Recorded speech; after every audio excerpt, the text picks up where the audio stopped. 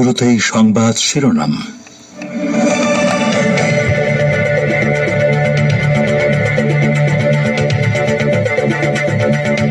ইরানের সামরিক বাহিনী এখন যে কোনো আগ্রাসন প্রতিহত করতে সক্ষম, প্রশিক্ষণ কেন্দ্র পরিদর্শন শেষে নৌবাহিনীর প্রধানের মন্তব্য।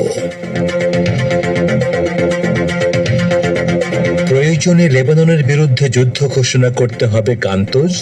লেবাননে ইসরায়েলি হামলা সময়ের ব্যাপার মাত্র, নেসেট সদস্য। ভারতে পলাতক বাংলাদেশের সাবেক প্রধানমন্ত্রী শেখ হাসিনার বিরুদ্ধে আরও 3টি হত্যা মামলা দায়ের, মোট হত্যা মামলার সংখ্যা দাঁড়ালো 152-তে। এবং ভারতের মণিপুর অশান্ত 3 জেলায় কারফিউ জারি, ইন্টারনেট পরিষেবা বন্ধ।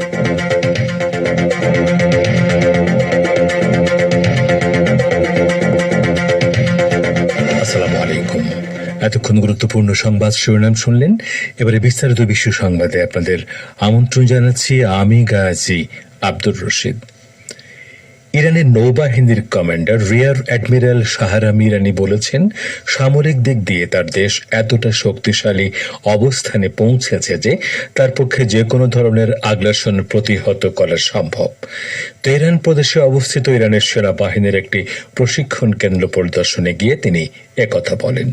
অ্যাডমিরাল ইরানি বলেন, বর্তমানে আমাদের শক্তি ও ইসলামী শাসন ব্যবস্থার সম্মান অন্য কোনো সময়ের সঙ্গেই তুলনাযোগ্য নয়। তিনি বলেন, সশস্ত্র বাহিনীর পৃষ্ঠপোষকতায় ইসলামী প্রজাতন্ত্র ইরানের পবিত্র শাসন ব্যবস্থা এখন পারস্য উপসাগরের যে কোনো আঞ্চলিক বা বহির্শক্তিকে প্রতিহত করতে ভয় পায় না।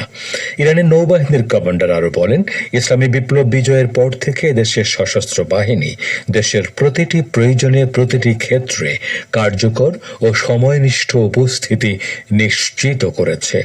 রিয়ার অ্যাডমিরাল শাহরাম ইরানি বলেন, ইসলামী বিপ্লবের আগে যেখানে নৌবাহিনীর তৎপরতা পারস্য উপসাগরে সীমাবদ্ধ ছিল, সেখানে এই বাহিনী এখন এতটা উল্লেখযোগ্য সাফল্য অর্জন করেছে যে আন্তর্জাতিক পানিসীমার যে কোনো জায়গায় নিজের উপস্থিতি প্রতিষ্ঠা করতে সক্ষম হয়েছে।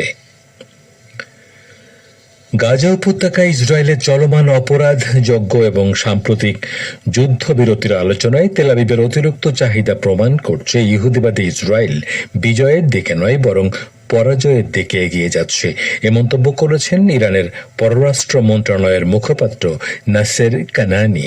তিনি সোমবার তেহরানের সাংবাদিকদের সাপ্তাহিক ব্রিফিংয়ে আরও বলেন, ইহুদিবাদী সরকার ক্যান্সার সৃষ্টিকারী একটি টিউমার এবং এই অঞ্চলে সকল শত্রুতা ও বিদ্বেষের কেন্দ্রবিন্দু। তিনি বলেন, গাজা উপত্যকায় বসবাসরত ফিলিস্তিনি জনগণের উপর ইসরায়েলি অপরাধ যজ্ঞ এবং পশ্চিম তীরেও তাদের সাম্প্রতিক আগ্রাসন বিশ্বব্যাপী তীব্র ক্ষোভ সৃষ্টি করেছে।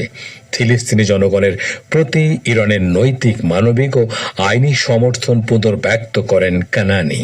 ইরানের এই মুখপাত্র সিরিয়ার বেশ কয়েকটি সামরিক স্থাপনায় ইসরায়েলি বাহিনীর রোববারের বিমান ও ক্ষেপণাস্ত্র হামলার তীব্র নিন্দা জানান। তিনি বলেন, আঞ্চলিক দেশগুলোতে ইসরায়েলি হামলা প্রমাণ করছে তেল আবিব শুধুমাত্র গাজার মধ্যে তার অপরাধ যজ্ঞকে সীমিত রাখেনি, বরং এটি গোটা অঞ্চলে অপরাধ করে বেড়াচ্ছে। তিনি ইহুদিবাদী ইসরায়েলের অপরাধ যজ্ঞের প্রতি গভীর দৃষ্টি দিতে আন্তর্জাতিক সমাজের প্রতি আহ্বান জানান। ইউক্রেন যুদ্ধে ব্যবহার করার জন্য ইরান রাশিয়াকে স্বল্প পাল্লার ব্যালিস্টিক ক্ষেপণাস্ত্র সরবরাহ করেছে বলে গণমাধ্যম যে খবর দিয়েছে, এবার তা প্রত্যাখ্যান করেছে মস্কো। রুশ প্রেসিডেন্ট ভ্লাদিমির পুতিনের মুখপাত্র দিমিত্রি পেসকভ বলেছেন, তিনি মার্কিন গণমাধ্যমে প্রকাশিত এ সংক্রান্ত রিপোর্ট দেখেছেন, কিন্তু তার কোনো সত্যতা নেই। পেসকভ মস্কোয় সাংবাদিকদের বলেন, ইরান আমাদের গুরুত্বপূর্ণ অংশীদার। আমরা নিজেদের মধ্যে বাণিজ্যিক ও অর্থনৈতিক সম্পর্ক শক্তিশালী করছি। আমরা সবচেয়ে স্পর্শকাতর বিষয়গুলো সহ সম্ভাব্য সকল ক্ষেত্রে আমাদের সহযোগিতা ও সংলাপ বৃদ্ধি করছি। অজ্ঞাত মার্কিন ও ইউরোপীয় কর্মকর্তাদের বরাত দিয়ে ওয়াল স্ট্রিট জার্নাল গত 6 সেপ্টেম্বর খবর দেয়, ইরান রাশিয়ার কাছে স্বল্প পাল্লার ক্ষেপণাস্ত্র পাঠিয়েছে। অন্যদিকে নিজস্ব সূত্রের বরাত দিয়ে সিএনএনও রোববার একই ধরনের দাবি করে। এমনকি সোমবার ইউরোপীয় ইউনিয়নও একই অভিযোগের পুনরাবৃত্তি করে দাবি করে তাদের কাছে এমন নির্ভরযোগ্য তথ্য রয়েছে যে রাশিয়ার আহ্বানে অতি দ্রুত সাড়া দিয়ে তেহরান মস্কোর কাছে স্বল্প পাল্লার ব্যালিস্টিক ক্ষেপণাস্ত্র পাঠিয়েছে। রাশিয়ার আগে রোববার ইরানের একজন সেনা কমান্ডার কঠোর ভাষায় পশ্চিমা সূত্রগুলোর এ দাবি ভিত্তিহীন বলে নাকচ করে দিয়েছিলেন। ইহুদিবাদী ইসরায়েলি পার্লামেন্ট নেসেটের এক সদস্য দাবি করেছেন আর মাত্র কয়েকদিনের মধ্যে ইসরায়েলি বাহিনী লেবাননের বিরুদ্ধে পূর্ণ মাত্রার যুদ্ধ শুরু করবে। নেসেটের লিকুদ দলীয় সদস্য নেসিম ভ্যাটোরি সোমবার ইসরায়েলের সরকারি প্রচার মাধ্যম কানকে দেয়া এক সাক্ষাৎকারে এ হুমকি দেন। নেসেটের পররাষ্ট্র বিষয়ক কমিটির সদস্য ভ্যাটোরি বলেন, এছাড়া অন্য কোনো উপায় নেই। তিনি দাবি করেন, ইসরায়েলি প্রধানমন্ত্রী বেনিয়ামিন নেতানিয়াহু একই দৃষ্টিভঙ্গি পোষণ করেন এবং আগামী কয়েকদিনের মধ্যে লেবাননে হামলা হতে যাচ্ছে। নেসেটের এই উগ্র সদস্য বলেন, প্রথমে লেবাননে কিছু বিমান হামলা চালানো হবে এবং এরপর দেশটিতে স্থল অভিযান চলবে। তিনি দাবি করেন, ইসরায়েলের সামরিক আগ্রাসনে লেবাননের রাজধানী বৈরুত ও এর উপকণ্ঠ দাহিয়া এলাকা গাজা উপত্যকার মতো ধ্বংস হয়ে যাবে। এর আগে সোমবারই সাবেক ইসরায়েলি যুদ্ধমন্ত্রী বেনি গান্তজ দাবি করেন, তেল আবিবকে গাজা উপত্যকা থেকে দৃষ্টি সরিয়ে লেবানন সীমান্তে হিজবুল্লাহর দিকে মনোযোগী হতে হবে। গান্তজ বলেন, উত্তর সীমান্তের দিকে দৃষ্টি দিতে দেরি হয়ে গেছে এবং প্রয়োজনে আমাদেরকে লেবাননের বিরুদ্ধে যুদ্ধ ঘোষণা করতে হবে। আপনারা বিশ্ব সংবাদ শুনছেন রেডিও তেহরান থেকে, আর প্রচারিত হচ্ছে বাংলাদেশ ও ভারতে শর্টওয়েভ 25 মিটার ব্যান্ডে, এছাড়া বিশ্বজুড়ে ইন্টারনেট ও স্যাটেলাইটে। ছাত্র জনতার তীব্র আন্দোলনের মুখে ভারতে পালিয়ে যাওয়া বাংলাদেশের সাবেক প্রধানমন্ত্রী শেখ হাসিনার বিরুদ্ধে আরও 3টি হত্যা মামলা দায়ের করা হয়েছে। এ নিয়ে তাঁর বিরুদ্ধে মামলা সংখ্যা দাঁড়ালো 152টিতে। এর মধ্যে 136টি হত্যা মামলা। গত 18 জুলাই শিক্ষার্থীদের আন্দোলনে পুলিশের গুলিতে রেসিডেন্সিয়াল মডেল কলেজের ছাত্র ফারহান ফাইয়াজ হত্যার ঘটনায় শেখ হাসিনা সহ 54 জনের বিরুদ্ধে গণহত্যার অভিযোগ দায়ের করা হয়েছে। আজ ফারহানের বাবা শহীদুল ইসলাম ভূঁইয়া আন্তর্জাতিক অপরাধ ট্রাইব্যুনালের তদন্ত সংস্থায় এ অভিযোগ দাখিল করেন। মামলার অন্য আসামিরা হলেন ওবায়দুল কাদের, আনিসুল হক, ব্যারিস্টার ফজলেনুর তাপস, জাহাঙ্গীর কবির নানক, শেখ ফজলে শামস পরশ, ছাত্রলীগ সভাপতি সাদ্দাম হোসেন, সাধারণ সম্পাদক ওয়ালি আসিফ ইনান, পুলিশ কর্মকর্তা বিপ্লব কুমার সহ 54 জন। এদিকে বৈষম্য বিরোধী ছাত্র আন্দোলন চলাকালে গত 4 আগস্ট রাজধানীর যাত্রাবাড়ি এলাকায় শ্রমিক দলের কর্মী রিয়াজুল তালুকদার গুলিতে নিহত হওয়ার ঘটনায় শেখ হাসিনা সহ 135 জনের বিরুদ্ধে হত্যা মামলা দায়ের করা হয়েছে। বাদীপক্ষের আইনজীবী জহিরুল হাসান মুকুল মামলার বিষয়টি নিশ্চিত করেন। এদিকে ছাত্র বিক্ষোভের জেরে ভারতের মণিপুর রাজ্যের পূর্ব ও পশ্চিম ইম্ফল এবং থাউবাল জেলায় কারফিউ জারি করা হয়েছে। ভারতীয় সংবাদ মাধ্যম ইন্ডিয়া টুডে এ খবর জানিয়েছে। জেলা ম্যাজিস্ট্রেটের এক বিবৃতিতে জানানো হয়েছে, পূর্ব ও পশ্চিম ইম্ফলের প্রশাসকগণ নিজ নিজ জেলায় ভোর 5টা থেকে সকাল 10টা পর্যন্ত কারফিউ শিথিলের ঘোষণা দিয়েছিলেন, কিন্তু জেলার আইন শৃঙ্খলা পরিস্থিতি অবনতির আশঙ্কা দেখে আজ সকাল 11টায় আগের ঘোষণা বাতিল করে আবারও কারফিউ জারি করা হয়। এদিকে কারফিউ সত্ত্বেও মণিপুর বিশ্ববিদ্যালয়ের ছাত্ররা বিশ্ববিদ্যালয়ের প্রধান ফটকের সামনে প্রধানমন্ত্রী নরেন্দ্র মোদী, কেন্দ্রীয় স্বরাষ্ট্রমন্ত্রী অমিত শাহ এবং নিরাপত্তা উপদেষ্টা কুলদীপ সিং এর কুশপুত্তলিকা পুড়িয়ে বিক্ষোভ করেছে। উদ্ভূত পরিস্থিতিতে আজ দুপুর 3টে থেকে আগামী 5 দিনের জন্য গোটা রাজ্যে ইন্টারনেট সংযোগ বন্ধ রাখার সিদ্ধান্ত নেওয়া হয়েছে। গতকাল ইম্ফলের রাস্তায় হাজার হাজার ছাত্রছাত্রী বিক্ষোভ করেছে। সহিংসতায় স্কুল বন্ধের সিদ্ধান্তের বিরোধিতা করে প্রতিবাদ জানায় তারা। ইম্ফল উপত্যকার গোষ্ঠী মেইতিদের সঙ্গে নিকটবর্তী পাহাড়ি সম্প্রদায় কুকি-জোদের সংঘর্ষে এখন পর্যন্ত 2 শতাধিক মানুষ প্রাণ হারিয়েছেন আর ঘর ছাড়তে বাধ্য হয়েছেন কয়েক হাজার মানুষ। তো শ্রোতা বন্ধুরা, আপনারা বিশ্ব সংবাদ শুনছেন রেডিও তেহরান থেকে।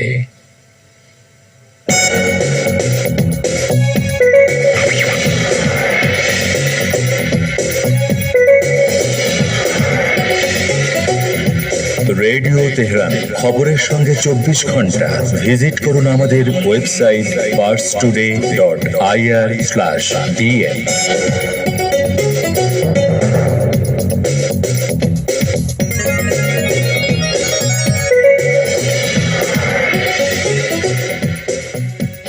আবারও ফিরে এলাম বিশ্ব সংবাদে। আঞ্চলিক দেশগুলোর বিরুদ্ধে চালানো পাশবিকতার ভয়াবহ পরিণতির ব্যাপারে ইহুদিবাদী ইসরায়েলকে সতর্ক করে দিয়েছে রাশিয়া। সোমবার সিরিয়ার মধ্যাঞ্চলে ইসরায়েলি বিমান হামলায় 1 ডজনেরও বেশি মানুষের প্রাণহানির পর প্রতিক্রিয়া জানাতে গিয়ে এ হুঁশিয়ারি দিল সিরিয়ার পররাষ্ট্র মন্ত্রণালয়।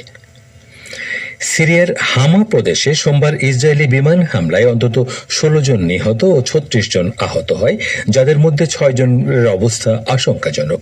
এ সম্পর্কে প্রতিক্রিয়া জানাতে গিয়ে সিরিয়ার পররাষ্ট্র মন্ত্রণালয় এক বিবৃতিতে বলেছে, গাজা উপত্যকা ও অধিকৃত পশ্চিম তীরে চলমান প্রাণঘাতী আগ্রাসনের পাশাপাশি সিরিয়া সহ অন্যান্য আঞ্চলিক দেশের বিরুদ্ধে ইসরায়েলের পদ্ধতিগত হামলা প্রমাণ করছে রক্তপিপাসু এই ফ্যাসিবাদী সরকারের উন্মত্ততা আঞ্চলিক সংঘাতের আরও বিস্তৃতি ঘটাবে।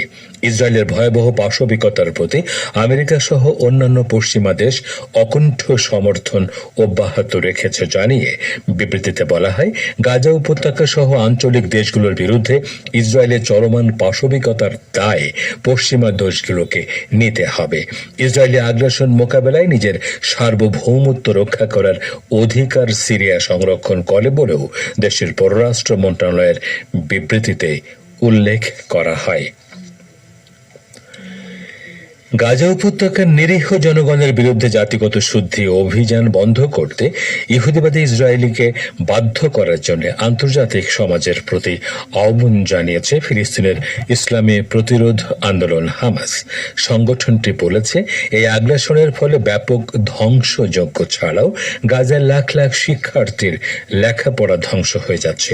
হামাস সোমবার এক বিবৃতিতে বলেছে, গাজার স্কুল শিক্ষার্থীরা দ্বিতীয় বছরের মতো লেখাপড়ার সুযোগ থেকে বঞ্চিত হচ্ছে। বিবৃতিতে বলা হয়, গাজার 6,30,000 শিক্ষার্থীর শিক্ষার অধিকার কেড়ে নেয় সকল আন্তর্জাতিক আইনের সুস্পষ্ট লঙ্ঘন।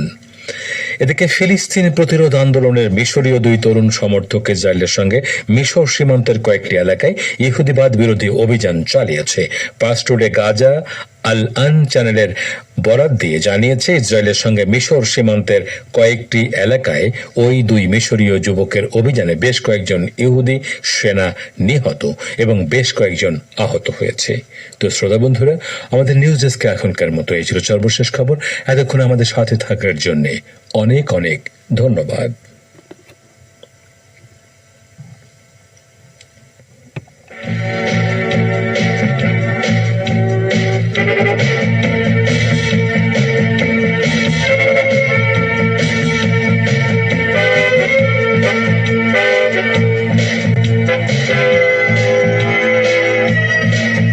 বিশ্ব সংবাদ শুনলেন রেডিও তেহরান থেকে। শ্রোতা বন্ধুরা, এবারে আমন্ত্রণ জানাচ্ছি